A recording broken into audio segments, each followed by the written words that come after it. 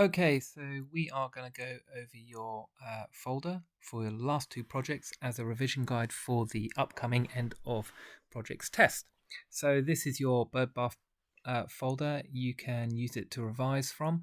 If you don't have one or you've lost it, then please do feel free to come into the DT department and pick up another one, or you can also take a friend and see this QR code here. You can scan your friends and that will take you to a digital copy of the folder. All right, let's just go through all these tools just to make sure you know. This one here is not a tri-square. It looks like a tri-square. It's an engineer square. So don't get mixed up with these two. The engineer square has a metal handle, completely metal handle. There's no wood on there, whereas a tri-square has a wood handle, and a tri-square used for woods, and an engineer square here used for metal. Okay, this one here is a scriber used for, and it's important when you're doing these tools, you should have three things that you're looking for. One is the name of the object, all right. Two, what it does, okay. And thirdly, what material it does it on. Okay, those are the kind of 3 points that you are going to get with all of these things. Okay, 1, 2, 3. So for this, it's a scriber. It's marks, number 2, marking. And third one, it is used on metals. So scriber is used for marking metals. That's you getting 3 points. Here we've got some dividers. That's the name. They're used for generally either measuring distances. We use them for compass, and you often use them on metals. They can be used on woods as well. It's fine. This one here is a center punched. Center punch. It is a used for indenting. That's your second point. And third, metals. So it's used for indenting metals. We then have a hacksaw here. You do get smaller ones called junior hacksaws. This is a hacksaw. It's used for cutting metals. Here we have some tin snips. Again, they're used for cutting, and here important when you refer to it as sheet metal. It's not used for woods or plastics. It's cutting metals, in particular sheet metals.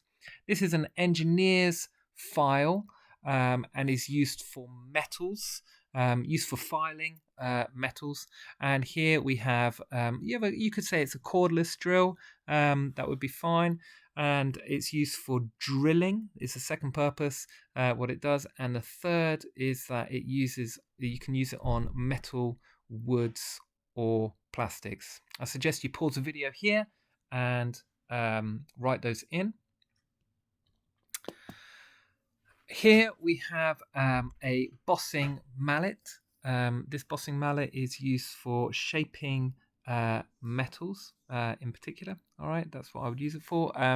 Here we have a forming block. And we use this obviously for making our bowls, and the process is sinking those bowls is what we kind of did. We sunk them into that shape. So this is a forming block used for sinking sheet metals. Here we have a brazing hearth. If you don't know how to spell that, I'll just write that in here for you because it is a bit of a funny one. Hearth, brazing hearth. It is used for heating metals. This is a ball peen hammer. I'll write in PEIN. Okay, that's ball peen hammer. It's used for either with metal components such as nails, or but it can also be used for shaping metals with this area and this as well. So you can shape sheet metals with it. Here we're referring to pickling copper, and really what you need to know here is why do we pickle copper, or why do we pickle metals? In particular, here we're talking about non-ferrous metals. Why do we pickle them after we've heated them? So here you need to know a few things. One, when you heat metals, what happens to them? They can discolor. And so to get them back to their original color, we pickle them, in this case putting it in sulfuric acid or hydrochloric acid does work as well, different varying strengths, and that takes the metal, it removes the discoloration which occurred through heat treatment and takes it back to its original form. So here it's really important. What we're looking for here is, why do you pickle metals? And the reason is to bring them, you need to explain they change color when you heat them because of oxidization, and you are bringing it back to its original color. Okay, so health and safety now of the brazing half. Mainly what we're looking for here is goggles, and for each of these you should always say the why. Okay, and for this it's to ensure no hot objects or sparks or fly up into your eyes and damage your eyes. So safety goggles, I'd actually put not. Let me correct that. It should be safety goggles. You just write goggles, then you might not get the mark, because it could be ski goggles. I mean, we don't do that. We wear safety goggles. The second one is heat-proof gloves. Not just gloves; they need to be heat-proof. Okay, and the reason for that, then, and you must say the reason to get your second point, is to ensure or minimize you burning your hands through accidentally picking something up hot.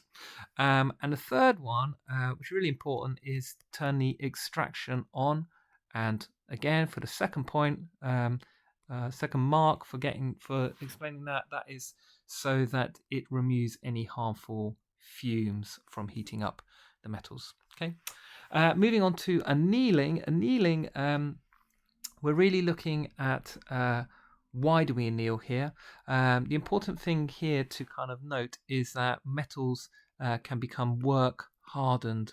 That's what happened to our copper bird bath when we sort of hit it and bent it. It became work hardened. If you keep doing that, there's the danger of it cracking. So we want to take it back to a form where it is malleable, and that means that we can bend and change its shape without it cracking. That's what that property is. So annealing is a process of heating up the metal to a particular temperature. For us and copper, it was about 450 degrees C. With something like steel, it's like 900. And then you are looking at letting it cool slowly.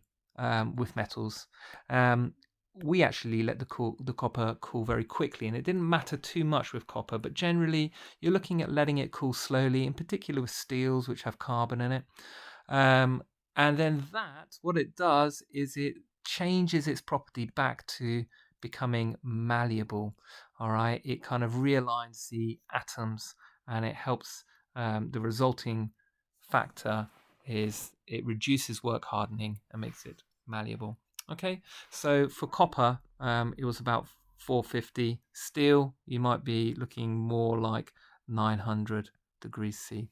Okay, so I'd pause here and allow yourself just to fill in that page and make sure you've got everything.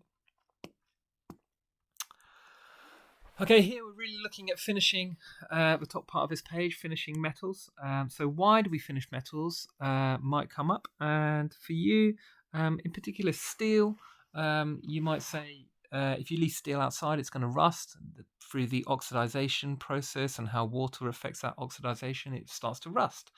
So finishing is important to stop it rusting. For copper, the way it oxidizes is it goes green. So finishing it with a protective layer will stop it also going green. And here we've got a kind of a spray lacquer or spray varnish, which we used on our copper and our steel. You could also use a paint finish to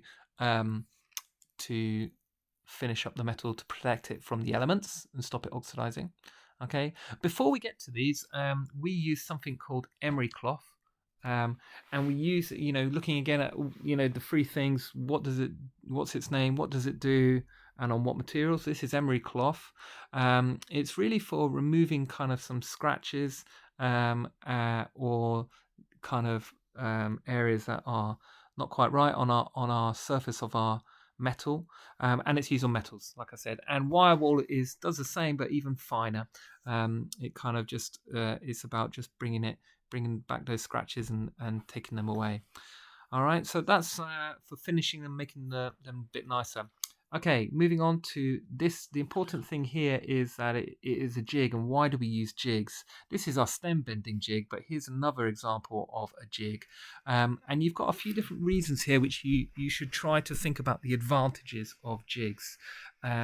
So in particular, they make things really accurate, and that would be an important thing for you to explain. That's very accurate. You can see here they're going to drill these holes really accurately. 3 holes here drilled nice and perpendicular.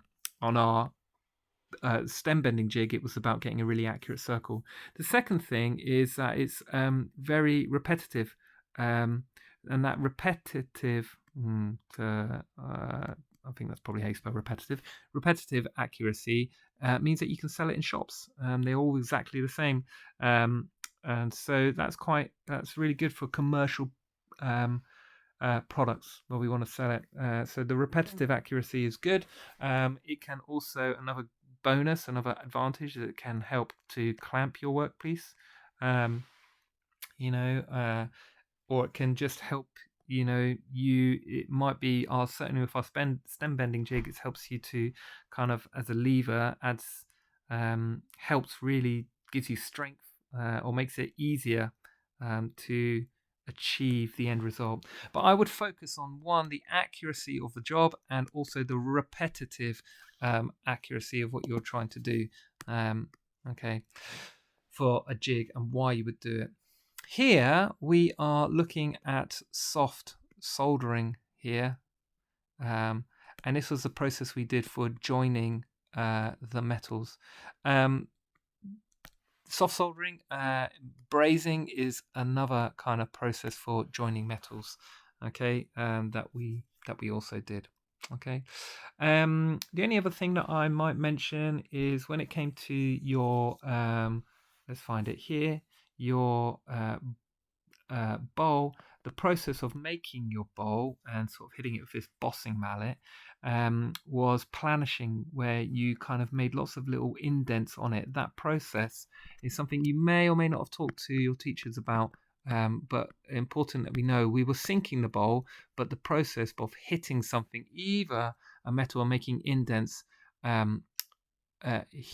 was with either the bossing mallet or the kind of the ball peen hammer. Making those indents is called planishing, and in particular that refers to indenting the metal.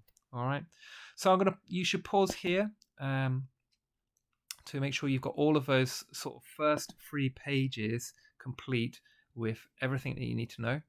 After that, it really moves on to different design areas, which probably won't come up in your exams, just the technical information that you need to know. I'm going to pause this video here for you for a minute.